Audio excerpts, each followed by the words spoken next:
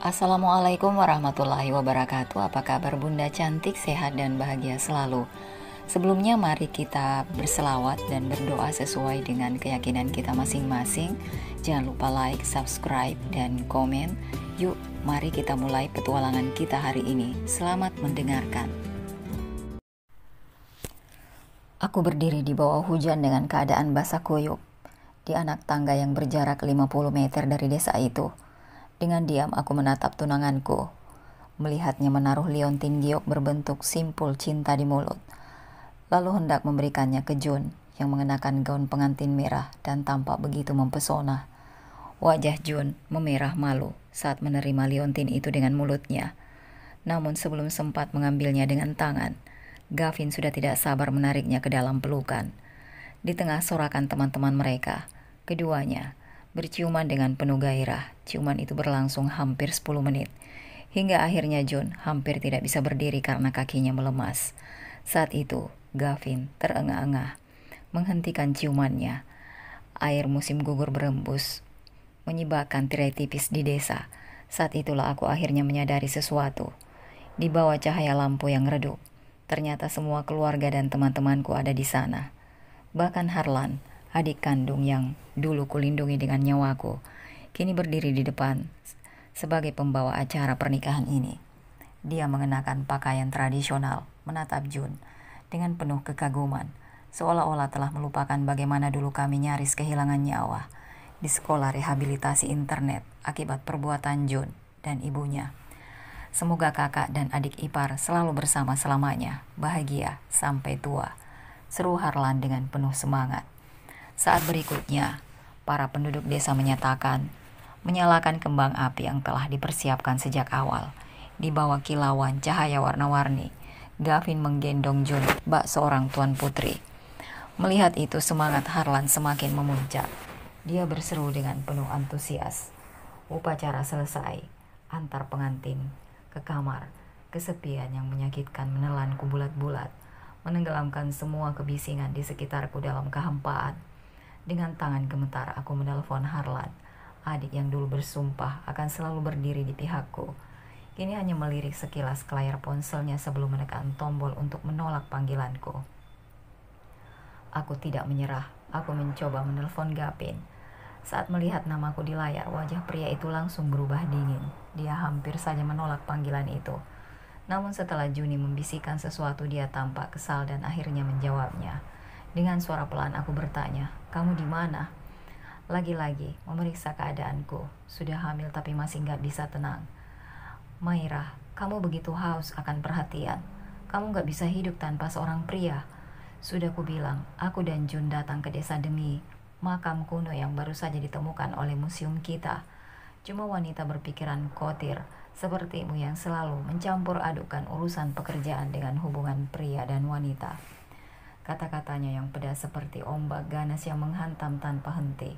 Namun perasaan terakhir yang kupunya untuknya membuatku terisak. "Tapi Gavin, hari ini ulang tahunku. Dulu kamu berjanji padaku, apapun yang terjadi kamu akan selalu ada di sisiku saat hari ulang tahunku. Jadi, meskipun kamu berada 1000 kilometer jauhnya, aku tetap memilih menempuh perjalanan jauh, bahkan berjalan kaki 5 kilometer.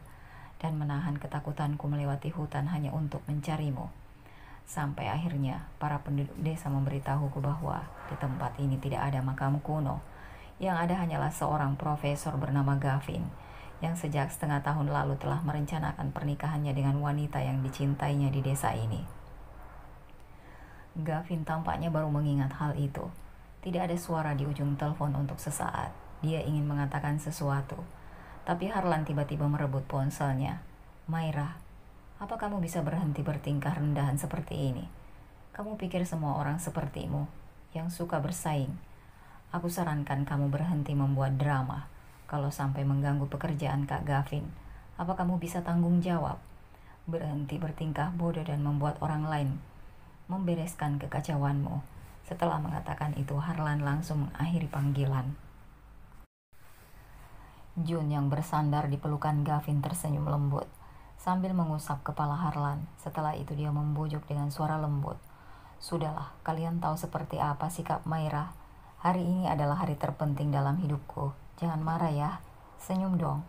Hanya dengan satu kalimat, Harlan langsung luluh. Mereka semua berjalan dengan riang menuju kamar pengantin. Saat keramaian menghilang, aku sendirian di bawah gelapnya malam. Seperti badut yang tidak dipedulikan siapapun. Aku membuka ponsel dan menjadwalkan operasi aborsi. Lalu berbalik dan pergi. Kini aku tidak menginginkan lagi cinta yang telah kunantikan selama 15 tahun.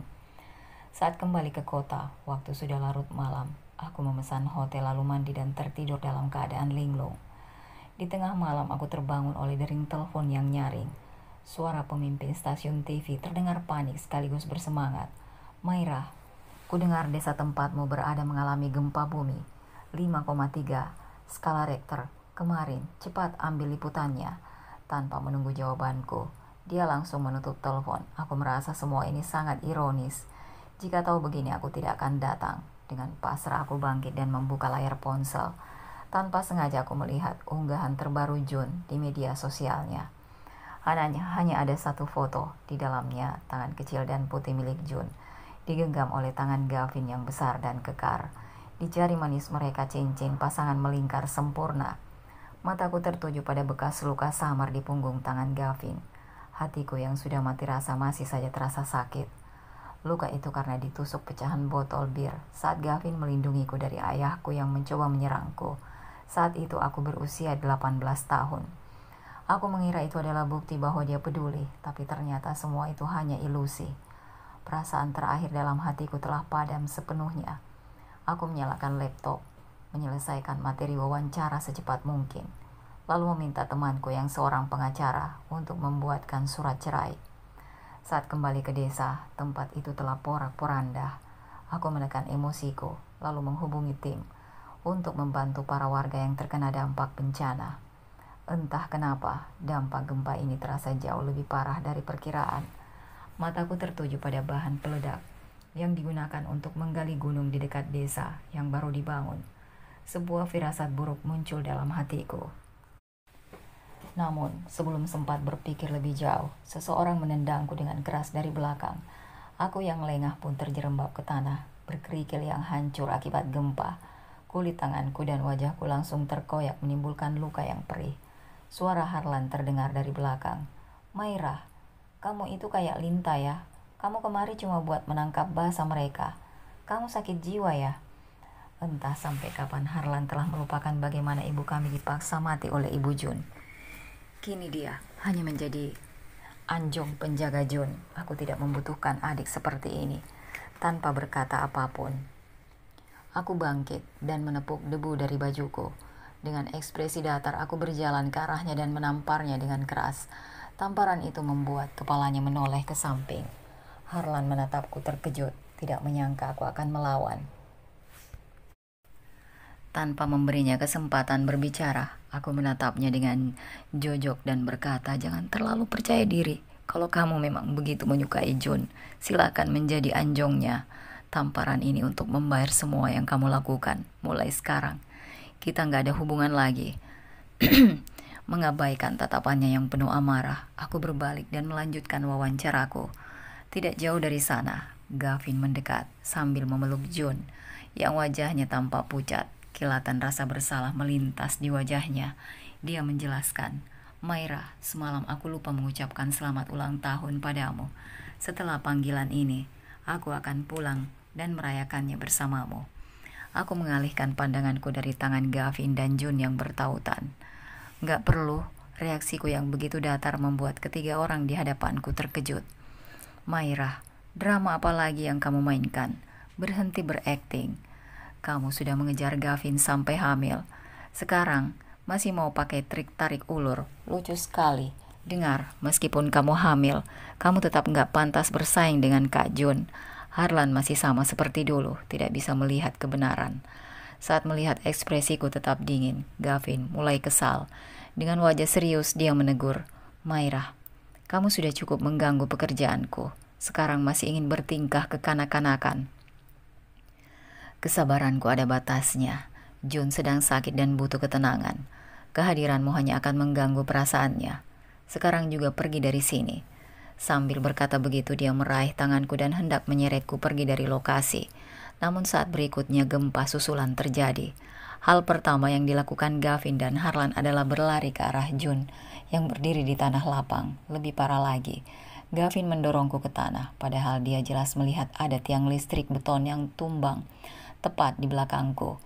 Tiang itu menghantam kaki kiriku. Rasa sakit yang luar biasa membuat kesadaranku langsung menghilang. Saat aku terbangun, aku sudah berada di rumah sakit dan kaki kiriku sudah terpasang gips. Di samping tempat tidur tidak ada siapapun. Seorang perawat mendekat, mencabut infusku dan berucap dengan cemas, "Untung yang terluka cuma kakimu. Kalau enggak, bayimu mungkin enggak bisa diselamatkan." "Gak perlu diselamatkan. Tolong jadwalkan operasi aborsi untukku." Ketika perawat mendorong kursi roda keluar dari kamar, aku baru tahu bahwa orang yang membawaku ke rumah sakit adalah kepala desa. Sementara itu Gavin hanya meninggalkan satu pesan singkat. "Jun ketakutan sampai pingsan karena melihat kakimu terluka.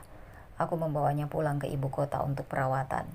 Kemudian dia dan Harlan segera mengajukan izin penggunaan helikopter penyelamatan untuk mengantar Jun ke ibu kota. Mengenai cederaku, Gavin sama sekali tidak peduli.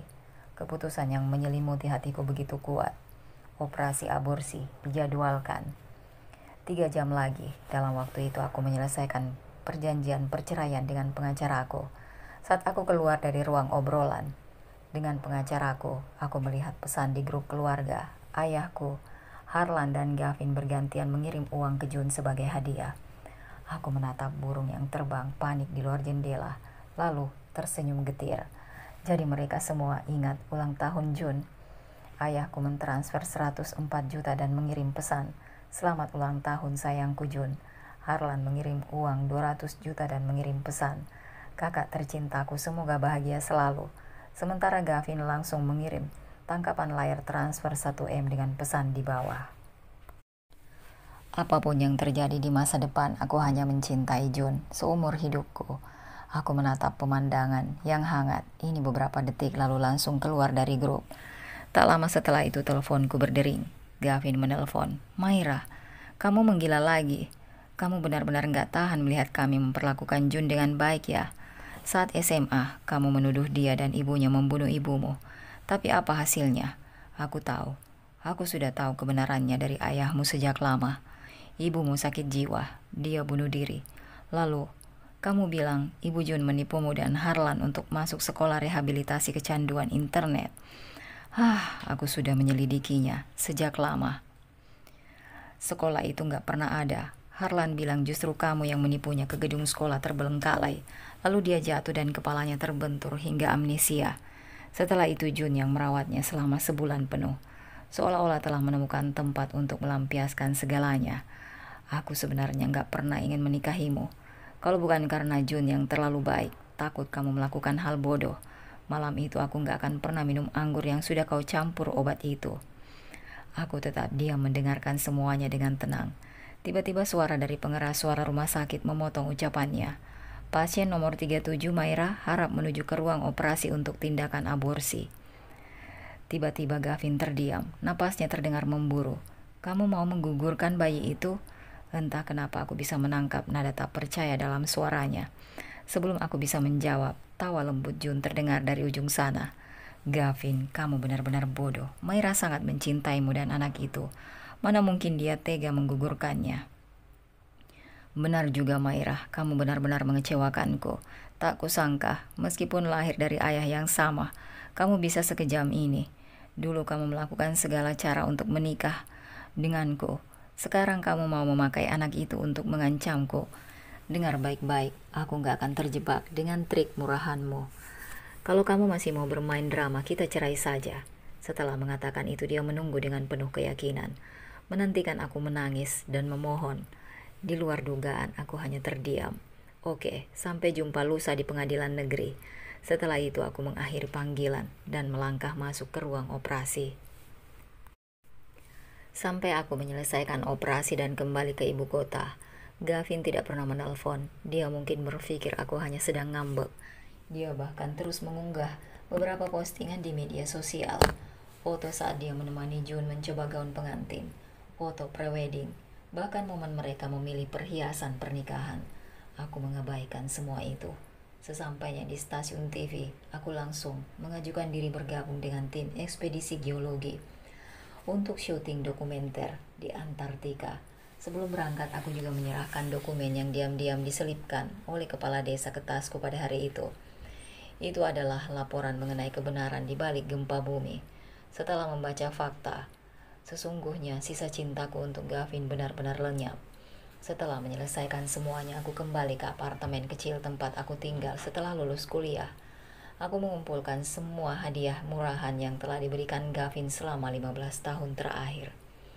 Juga memasukkan USB yang berisi bukti penyelidikanku tentang sekolah, rehabilitasi internet. Kemudian bersama dengan surat perceraian, aku mengirim semuanya ke lokasi pernikahan. Dulu Harlan masih kecil saat dikirim ke tempat itu. Karena siksaan yang dialami, dia mengalami PTSD dan melupakan segalanya. Selama bertahun-tahun, aku tidak berani mengatakan yang sebenarnya. Takut itu akan menyakiti dia. Namun sekarang aku sadar bahwa itu tidak penting lagi. Sebelum naik pesawat, aku memblokir semua kontak Gavin dan Harlan. Aku mencabut kartu SIM, mematahkannya dan membuangnya ke tempat sampah. Mulai sekarang aku tidak punya urusan lagi dengan masa lalu. Di lokasi pernikahan, entah kenapa Gavin merasa cemas. Mungkin karena penyakit June, kanker paru-paru stadium akhir. Setiap kali dia memikirkan gadis sebaik June akan pergi, dia merasa sesak. Entah berapa kali dia berpikir, kenapa bukan Myra yang terkena penyakit ini? Wanita sekeji itu seharusnya mati saja. Kak June sangat baik, kenapa bukan Myra si jalong itu yang mati? Memikirkan itu, kebenciannya terhadap Myra semakin dalam. Acara pernikahan hampir dimulai, tetapi Myra belum datang. Wanita itu sungguh semena-mena hanya karena dia hamil. Karena kesal, Gavin mencoba menelpon Myra. Setelah sekian lama tidak pernah menelponnya, namun ternyata nomornya telah diblokir. Wanita gila, Harlan mengumpat, lalu muncul menghubungi kenalan Myra. Kalau bukan karena aku ingin memenuhi impian June, aku gak akan pernah menikahi wanita seperti Myra. Sudah syukur aku bersedia menikahinya, sekarang dia malah berani kabur. Setelah ketemu, aku akan, permisi, siapa di sini yang bernama Pak Gavin dan Pak Harlan? Suara seorang kurir tiba-tiba menyela makian mereka. Ini ada paket dari Ibu Myra untuk kalian berdua, tolong ditandatangani. Gavin menandatangani tanpa berpikir, lalu membuka paket dengan asal. Hal pertama yang dilihat adalah surat perceraian. Gak mungkin. Gavin tidak percaya, seolah-olah ingin menenangkan dirinya. Dia membuka kotak kayu kecil yang ada di dalam paket. Begitu melihat isinya, wajahnya membeku. Di dalamnya terbaring tulang bayi kecil yang tampak meringkuk. Gavin membelalak saking syoknya. Dia refleks menjatuhkan kotak itu hingga isinya tumpah ke lantai. Harlan juga terdiam. Berbeda dengan Gavin yang tampak terguncang, Myra sialon, suka sekali mencari masalah. Dasar jelong. Kurir itu tetap tenang. Oh, Bu Myra bilang USB dalam kotak itu akan memberitahu kalian kebenaran tentang masa lalu. Setelah mengatakan itu, dia berbalik dan pergi, namun Gavin masih terlihat linglung, seolah-olah tidak mendengar apa yang dikatakan si kurir. Sok misterius, entah trik apa lagi yang dia coba mainkan. Kemudian dia menarik Gavin yang masih terdiam dan menggoda. Kalau Myra nggak datang, gimana kalau kamu menikah dengan Kak June saja hari ini? Toh yang kamu cintai hanya Kak June. Gaun pengantin dan cincin nikah pun didesain sesuai ukurannya. Nama June langsung mengembalikan kesadaran Gavin. Dia memasarkan senyuman dan mengangguk, lalu mengalihkan pandangannya dari kotak paket itu. Kemudian dia mengikuti Harlan menuju kamar hotel tempat June beristirahat. Sebelum itu, Harlan bahkan menyuruh Gavin membeli sebukit bunga tanpa memberitahu siapapun. Mereka berencana memberikan kejutan untuk June. Namun saat keduanya sampai di depan pintu kamar, suara pemantik api terdengar. Pintu kamar sedikit terbuka. Di dalamnya June yang dalam ingatan Gavin adalah gadis lemah lembut yang menderita kanker paru kini sedang merokok. Di hadapannya, ayah Harlan dan ibu June duduk di sofa dengan ekspresi penuh kemenangan, terutama ibu June yang sedang menghitung uang mahar yang diberikan Gavin. Memang, anakku yang paling cerdas berpura-pura mengidap kanker paru-paru, dan si tolol Gavin tertipu habis-habisan. Dia profesor tapi nggak bisa membedakan diagnosis asli dan palsu. Gavin memang tolol. Ada wanita yang mencintainya selama 15 tahun, tapi dia lama lebih memilih mengejar anakku. Anakku memang punya daya tarik luar biasa. Ayah Harlan menengguk anggur sambil berkata, si Maira memang perempuan siol, sama seperti ibunya, wanita hino, yang enggak ditakdirkan menikmati hidup. Kalau saja ibunya dulu patuh dan menyerahkan warisan itu, dia enggak akan disiksa sampai lompat dari gedung. Kita pun enggak perlu repot-repot berpura-pura di depan Harlan. Jun memutar bola matanya dengan tidak sabar. Anak haram di perutnya itu juga sama. Kalau saja aku bisa punya anak sendiri, perempuan rendahan seperti dia nggak akan pernah layak menikah dengan Gavin. Setelah pernikahan ini selesai, cari cara untuk memasukkannya ke sekolah rehabilitasi itu lagi. Bunuh dia di sana. Kali ini kita ganti nama tempatnya. Bilang saja itu sekolah khusus perempuan. Lalu akan menangis di depan Gavin, mengatakan kalau Maira menyiksaku. Pasti dia langsung percaya. Nanti kita bisa menggunakan anaknya untuk mengklaim warisan yang ditinggalkan ibunya. Berak, pintu kamar itu ditendang dengan keras. Gavin berdiri di ambang pintu, tubuhnya bergetar. Jadi, selama ini kalian menipu kami. Ternyata memang kalian yang membunuh ibuku. Jun dan lainnya tercengang. Jun bahkan buru-buru memadamkan rokoknya. Gavin, kamu salah dengar. Maira mengancam kami mengatakan semua itu. Kalau enggak dia akan menggugurkan anaknya. Jelong, kamu masih berani menyebut nama Maira. Gavin sungguh murka. Dia lantas menendang Jun yang masih berani memfitnah Maira. Maira, kekasihnya. Mairanya ternyata selama ini dia selalu menjadi korban. Selama 15 tahun, berapa banyak fitnah yang telah Jun lemparkan kepada Maira. Gavin tidak berani membayangkannya. Karena begitu membayangkan, dia langsung menyesal. Kamu ingin tahu seperti apa rasanya kanker paru-paru? Aku akan memberimu rasa sakit yang setimpal. Wajah Gavin dipenuhi kebencian saat dia meraih botol anggur di sampingnya dan menghantamkannya ke kepala Jun. Kaca yang pecah mengenai wajahnya meninggalkan luka-luka berdarah yang mengerikan. Jun menjerit kesakitan memegang wajahnya yang kini hancur. Aku akan lapor polisi. Kalian semua pembunuh. Anakku gak bersalah. Kalian berdua yang menyakiti Maira. Apa hubungannya dengan kami? Gavin gemetar. Mendengar itu dia tertawa pahit. Benar, yang menyakiti Maira selama ini memang kami berdua. Kami memang brengsek, tapi kami tetap akan menyeret kalian ke neraka. Pada saat yang sama, Harlan yang terengah-engah kembali dengan membawa kotak kardus yang sebelumnya telah dibuang. Harlan mengangkat sebuah USB lalu berkata dengan sedih, aku akhirnya ingat semuanya. Ternyata dari awal hingga akhir kakakku selalu berusaha melindungiku. Saat nama sekolah di USB itu terlihat jelas, wajah Jun dan keluarganya langsung pucat pasi. Maira, proyek di Antartika hampir selesai. Kapan kamu akan pulang? Aku melepas kacamata pelindung angin dan salju lalu tersenyum kecil. Besok. Hari peringatan kematian ibuku sebentar lagi, yaitu bulan depan.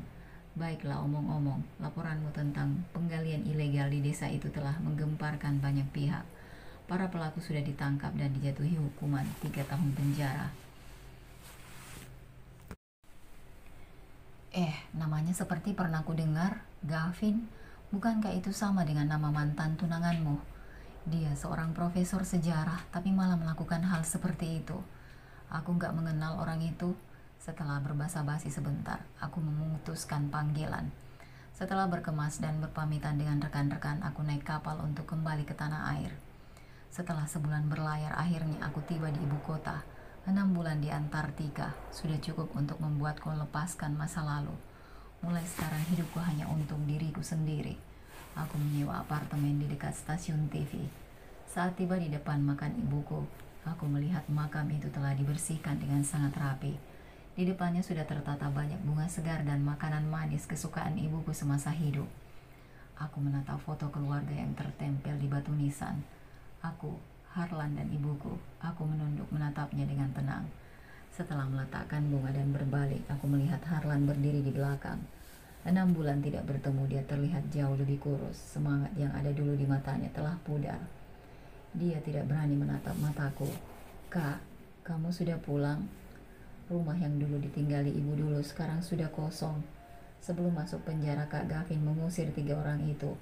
Warisan ibu gak dicuri, semuanya masih ada atas namamu. Kak, aku cuma punya kamu. Aku tahu aku salah, dulu aku memang brengsek, asal kamu tahu. Selama 6 bulan ini aku hampir gila karena mencarimu. Dia menutupi wajahnya dan menangis terseduh-seduh. Kak, kamu satu-satunya keluarga aku sekarang. Kamu boleh nggak memaafkanku, tapi aku akan selalu menjagamu sekalipun harus mati. Nada suaranya begitu yakin, sama seperti dulu. Namun aku tidak peduli lagi. Setelah kembali ke apartemen sewaanku, aku merapikan tempat tinggalku seadanya. Keesokan harinya aku keluar untuk menghadiri pernikahan sahabatku. Dia adalah teman baikku sejak SMA. Saat itu hampir seluruh kelas dicuci otaknya oleh Jun, hingga mengucilkanku. Hanya dia yang tetap berteman denganku. 2 hari sejak aku kembali, aku sudah mendengar banyak kabar tentang nasib Jun, ibunya, dan ayahku. Dulu ayahku menikahi ibuku, seorang putri dari keluarga kaya, hanya demi menguasai seluruh hartanya. Begitu kakek dan nenekku meninggal, dia mulai menekan dan menyiksa ibuku dengan berbagai cara.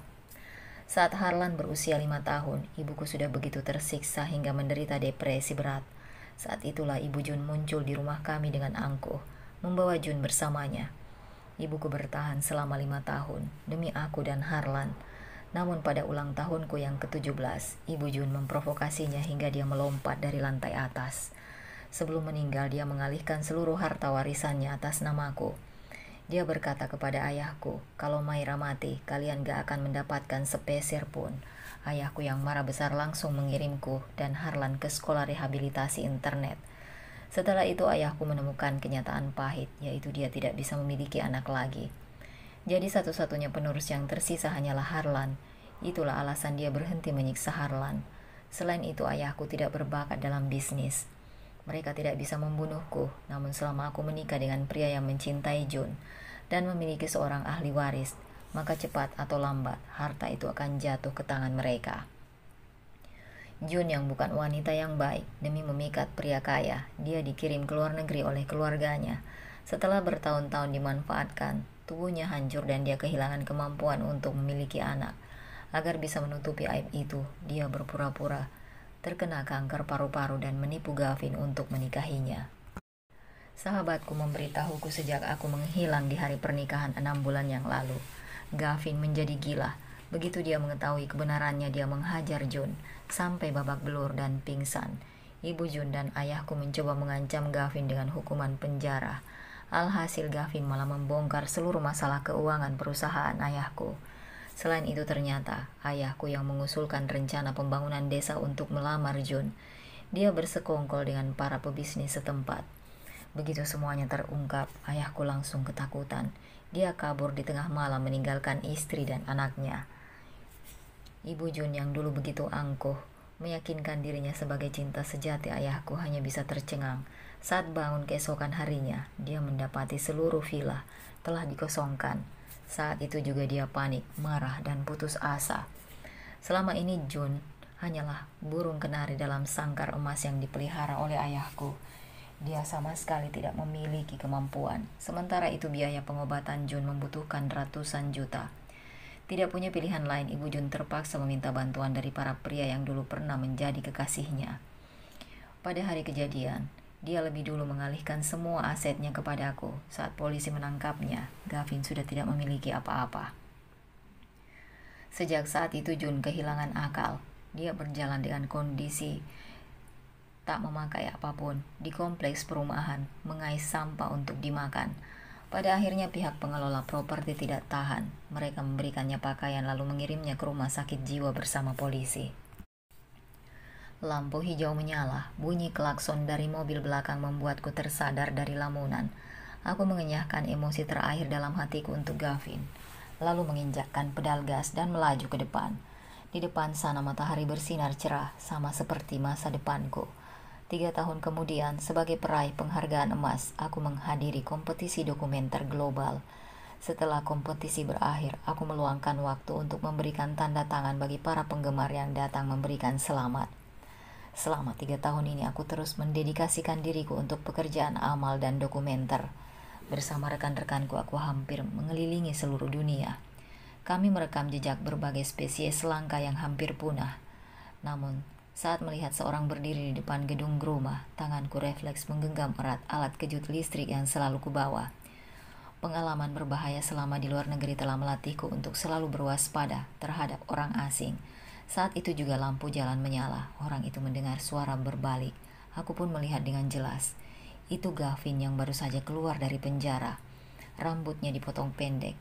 Wajahnya kehilangan satu mata. Pipi tirus, tulang alisnya tampak pernah mengalami cedera. Seakan-akan menyadari bahwa kami tak lagi berasal dari dunia yang sama. Dia hanya berdiri diam. Maira, aku tidak menanggapi. Seolah-olah sudah menduga reaksiku. Gavin menelan ludah lalu mengeluarkan sebuah liontin emas dari sakunya. Jari-jarinya yang kasar mengelus liontin itu. Senyuman pahit muncul. Aku tahu, aku gak pantas memberi hadiah ini. Tapi bagi kita, aku menyayanginya. Aku memang brengsek. Seumur hidup ini aku gak akan bisa menebus kesalahanku padamu. Sebelum masuk penjara, aku sudah membeli tanah makam untuk bayi kita. Ini aku beli dengan uang yang kudapat setelah keluar dari penjara. Aku bekerja mengangkat batu bata di lokasi konstruksi. Uang ini bersih. Maira, aku gak memintamu memaafkanku. Aku cuma berharap kamu bisa menjaga dirimu baik-baik. Suaranya lirih. Ini benar-benar karma. Dokter bilang aku hanya punya 3 bulan lagi untuk hidup. Kanker paru-paru stadium akhir. Bolehkah aku minta satu hal terakhir? Setelah aku mati, apa kamu bisa mengubur abuku bersama bayi kita? Dia tampaknya menyadari. Mata merahnya dipenuhi air mata. Di bawah lampu yang temaram, bayangannya semakin panjang hingga akhirnya menghilang. Bayi itu milikku. Dia tidak butuh cinta yang datang terlambat. 3 bulan kemudian, aku baru saja menyelesaikan sebuah proyek besar. Saat tengah merayakannya bersama tim, ponselku berdering. Itu telepon dari rumah duka. Mereka bertanya apakah aku bersedia mengambil abu jenazah Gavin. Aku menatap permukaan danau yang tenang di luar jendela, lalu tersenyum dan menolak. Nggak perlu, langsung buang saja ke saluran pembuangan. Setelah itu aku menutup telepon. Noda terakhir dalam hidupku akhirnya terhapus. Rasanya lega dan menyenangkan. Tamat.